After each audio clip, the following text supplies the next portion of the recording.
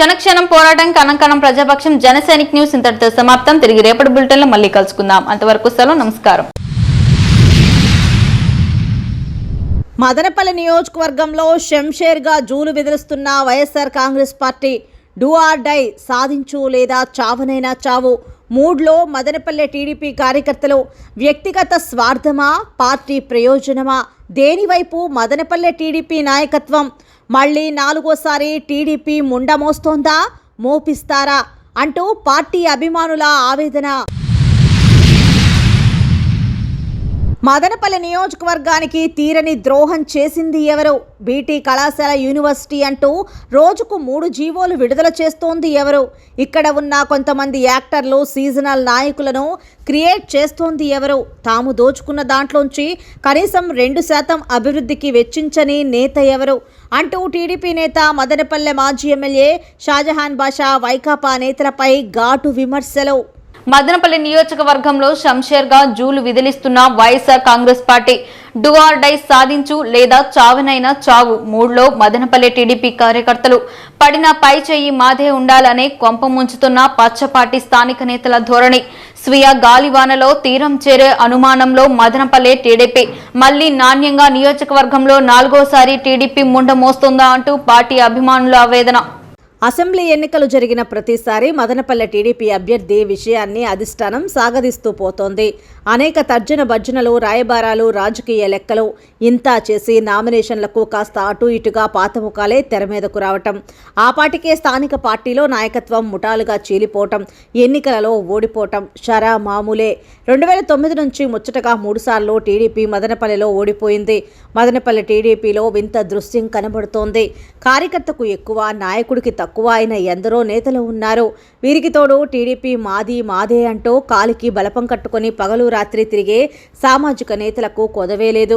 రాష్ట్ర దేశ రాజకీయాల పట్ల వీరి అవగాహన, విశ్లేషణ, చాతుర్యం చూస్తే ప్రాచీన చాణక్యుడు నవీన ప్రశాంత్ కిషోర్ గుండె ఆగి చచ్చిపోతారు. చావు రేవు స్థితిలో ఉన్న టీడీపీకి ఊపిరి పోసేకి పడరాని తిప్పలు పడుతున్న అధినేత చంద్రబాబు నాయుడు మదనపల్లె నేతలకు రాష్ట్ర పార్టీ పగ్గాలు ఇచ్చేస్తే మోడీ, జగన్, రాహుల్, అమిత్ షా, పెద్దిరెడ్డి తదితర జాతీయ రాష్ట్ర నాయకులకు ముచ్చెరువులా నీళ్లు తాపించి పచ్చజెండాను ఇంటర్నేషనల్ స్థాయిలో రెపరెపలాడించగల ఘటనా సమర్థులు. మరి మదనపల్లె టీడీపీ నేతల్లో కొందరు మైక్రో ప్లానింగ్ చేస్తే మరికొందరు సోషల్ ఇంజనీరింగ్ చేసేస్తారు. ఇంకొందరు రాష్ట్రంలో ఉన్న 175 నియోజకవర్గాల జాతకాలను చూసేవారుంటే కాశీపట్నం చూడరబాబు అంటూ సినిమా స్కోప్లో చూపించగల దార్శనికులు మరికొందరు. అతి సర్వత్రా వజ్జేత్ అనే చద్దిమూట లాంటి పెద్దల మాటలను పక్కన పెట్టి మరీ కుప్పంలో చంద్రబాబు ఓడిపోతాడని కార్యకర్తలకు దిలాసాగా చెబుతూ తాము చంద్రబాబు కంటే రాజకీయాల్లో మరీ ముదురులమని అమాయక ద్వితీయ శ్రేణి నేతల ముందు ఫోజులు కొడతారు. ఈ ఆత్మవంచన, అతివాదం, అహంకారం మదనపల్లె టీడీపీలో బహుళ నాయకత్వానికి దారితీసింది.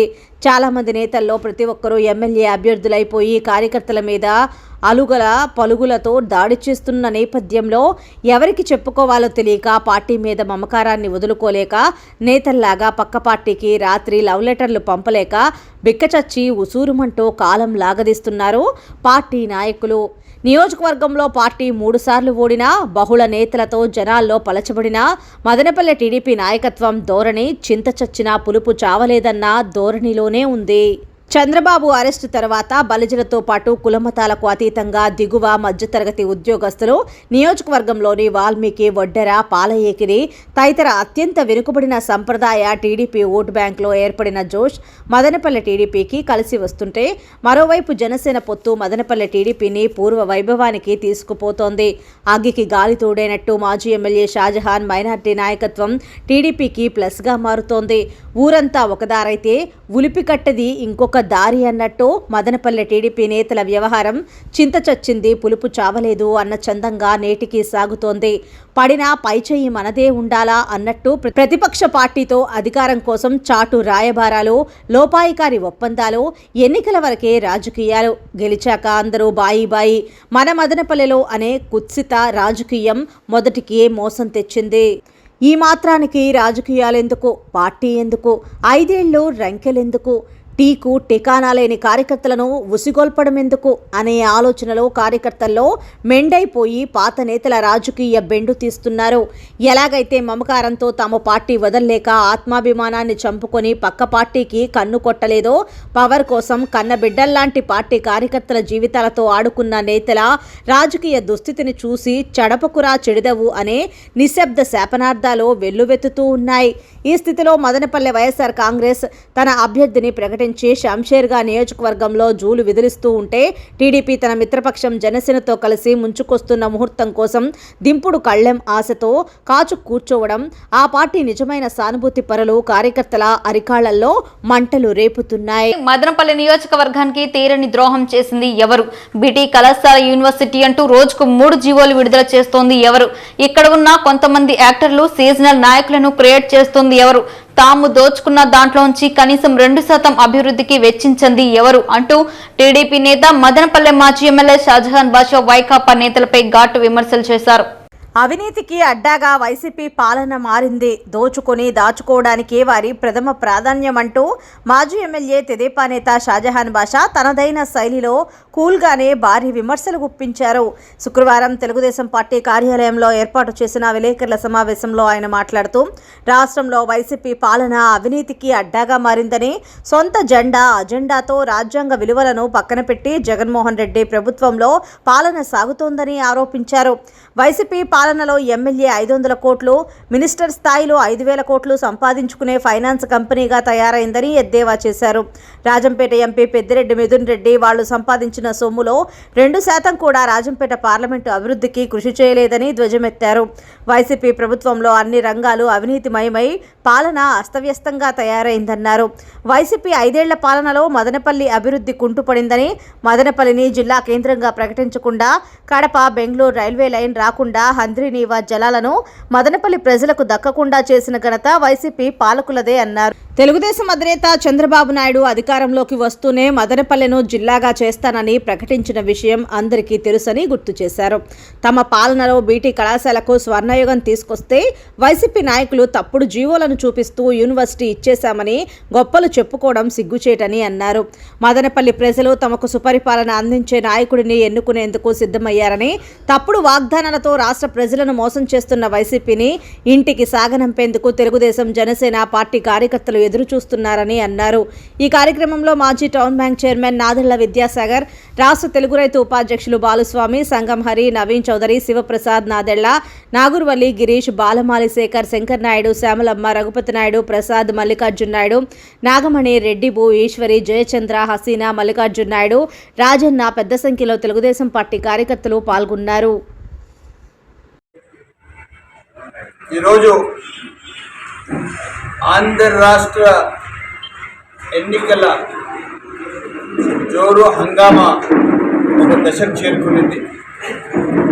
దానికి భాగంగా తెలుగుదేశం పార్టీ జనసేన కలయిక ఈ రాష్ట్ర 5.5 కోట్ల ప్రజలకు ఒక సందేశం ఇచ్చింది. అరాచక పరిపాలనకు పారదోలుతాం, వైఎస్ఆర్ పార్టీ లేకుండా ఒక మంచి పరిపాలన, ప్రజల కోరిక మెరుగుచ్చే పరిపాలన, ప్రజల విలువలకిచ్చి విలువలతో భాగంగా కలిసికట్టుగా పనిచేసే పరిపాలన అందిస్తామని చెప్పి పెద్దలు నారా చంద్రబాబు నాయుడు గారు, పెద్దలు పవన్ కళ్యాణ్ గారు ఇచ్చిన వాళ్ళ కలయిక, వాళ్ళ స్టేట్మెంట్ తర్వాత రాష్ట్ర పరిస్థితి అంతా ప్రజలందరూ ఒక నిర్ణయానికి వచ్చేసారు. ఆ నిర్ణయం ఏమంటే, ఇంకా మాకు ఈ వైఎస్ఆర్ పార్టీ పాలన అవసరం లేదు, వీళ్ళు షో ఎక్కువ, పని తక్కువ, సొంత అజెండా ఎక్కువ, సొంత ప్రోగ్రాం ఎక్కువ, సొంత ఫైనాన్షియల్ ప్రోగ్రాం కూడా ఎక్కువ. ఏదో ఎమ్మెల్యే గెలిచిన వాళ్ళు 200 నుంచి 500 కోట్లకు, ఎమ్మెల్యే మంత్రిగా గెలిచిన వాళ్ళు వచ్చి ఒక 5 నుంచి 10,000 కోట్లకు, ముఖ్యమంత్రి స్థాయికి తరచుగా ఆయనతో కూర్చొని లేసే వాళ్ళంతా జస్ట్ ఒక 50,000 కోట్లకు కొడగలెత్తారు. ఇంత ఏమి ఎక్కువ తక్కువ కొంతమంది. ఆయన ఇంకా కొన్ని ఈ కరోనా వచ్చి చెడిపేసింది. కరోనా రాకపోయింటే 1,00,000 కోట్లు చేరుతుంది. అది పరిస్థితి. దీనికన్నిటికీ భాగంగా ఈరోజు చిత్తూరు జిల్లా, ఉమ్మడి చిత్తూరు జిల్లాలో 14 కాన్స్టిట్యూన్సీలు గాను 10 నుంచి 11 కాన్స్టిట్యూన్సీలు తెలుగుదేశం పార్టీ గెలవబోతున్నది. అదే మదనపల్లి కాన్స్టిట్యూన్సీలో ఆల్రెడీ హెల్త్ కార్డులు ఇచ్చేశారు. ఇప్పుడు మళ్ళా తిప్పి కొత్త కార్డు రివైజ్ చేసేది. ఇక్కడ కొంతమంది ఉన్నారు యాక్టర్ బొమ్మలు, వీళ్ళు ఏం చేస్తారంటే ఒక సీజన్కి ఒక నాయకుడిని ఎంచుకుంటారు. ఆ నాయకుడికి హైప్ చేస్తారు, వానికి ఎత్తుకొని పోయి మళ్ళీ 3.5 సంవత్సరానికి గంగలో వేస్తారు. వేసిందే మళ్ళీ ఇంకోటి తయారు చేస్తారు. ఇది ఎందుకంటే మదనపల్లి కాన్స్టిట్యున్సీ ప్రజలు వైఎస్ఆర్సీపీ నాయకులకు నమ్మి నా తర్వాత 2009 నుంచి 14 వరకు నేను ఎమ్మెల్యే అయిన తర్వాత 2014 నుంచి 24 వరకు మీకు ఎమ్మెల్యే, ఎంపీ 2 గెలిపించడం జరిగింది. నేను సూటిగా ఈ సభాముఖంగా మీకు అడుగుతున్నాను, మదనపల్లి కాన్స్టిట్యున్సీకి మీ ఎంపీ కానీ మీ ఎమ్మెల్యేలు కానీ ఏం న్యాయం చేశారని చెప్పి నియోజకవర్గ ప్రజలు వినాలి. ఎందుకంటే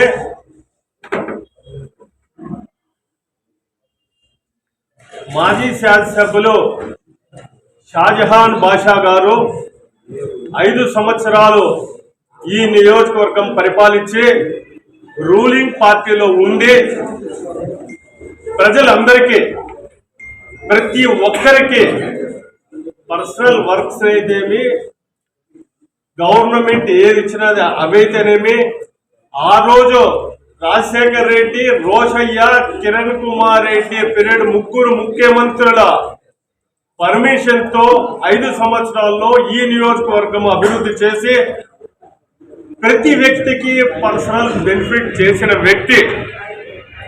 లబ్ధి పొందేట్టుగా ఒక రిక్వెస్ట్ గా ఈ నియోజకవర్గానికి అన్న అయితే అన్న, తమ్ముడు అయితే తమ్ముడు, తండ్రి అయితే తండ్రి, ఆడపడుచులకు అందరికీ కూడా అందుబాటులో ఆదరణగా ఉండి పని చేసిన వ్యక్తి షాజహాన్ బాషా గారు.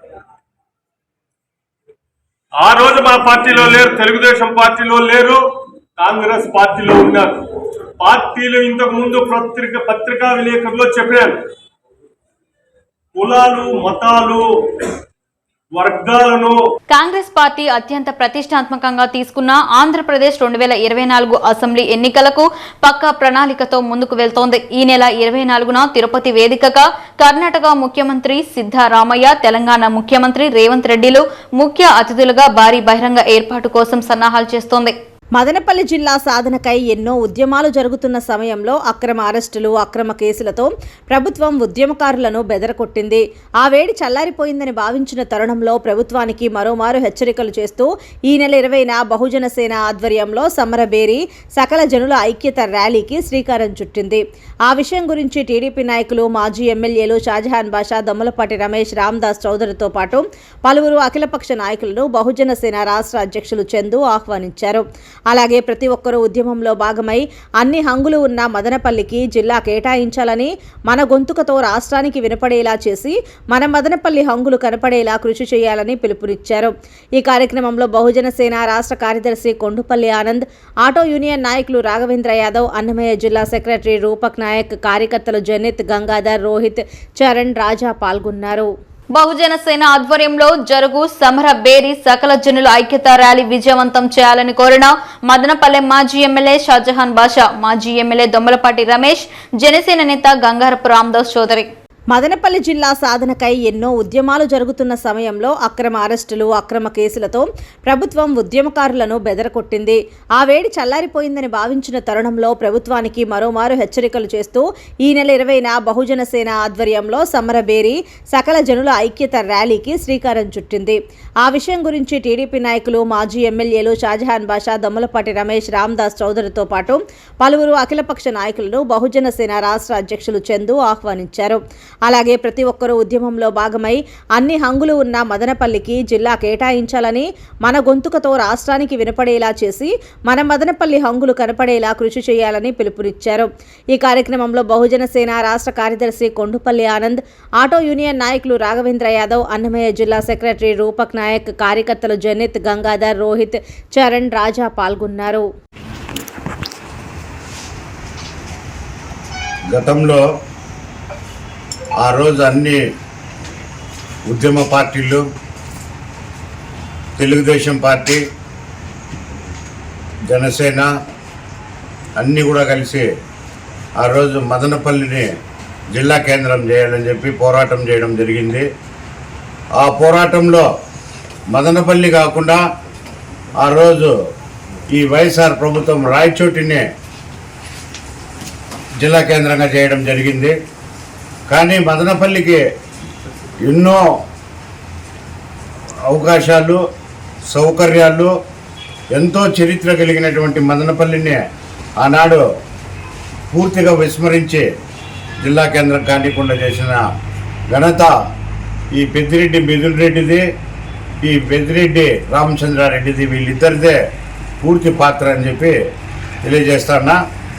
కానీ ఆ రోజు మదనపల్లి సాధనా సమితి, వివిధ ప్రజా సంఘాలన్నీ కూడా కలిసి ఆ రోజు ప్రతిపక్ష నాయకుడైనటువంటి చంద్రబాబు నాయుడు గారి దృష్టికి తీసుకుపోవడం, మాకు జరిగినటువంటి మదనపల్లికి జరిగిన అన్యాయాన్ని ఆయనకు వివరించడం, చంద్రబాబు నాయుడు గారు స్పందించి మదనపల్లిని ఖచ్చితంగా జిల్లా కేంద్రం చేయాల్సినటువంటి ఆవశ్యకత ఉందని చెప్పి ఆయన కూడా అభిప్రాయపడుతూ ఆ రోజు మాకు తెలుగుదేశం పార్టీ అధికారంలోకి క్షణక్షణం పోరాటం, కణం ప్రజాపక్షం, జనసైనిక్ న్యూస్ ఇంతటితో సమాప్తం. తిరిగి రేపటి బులెటిన్లో మళ్ళీ కలుసుకుందాం. అంతవరకు సెలవు, నమస్కారం.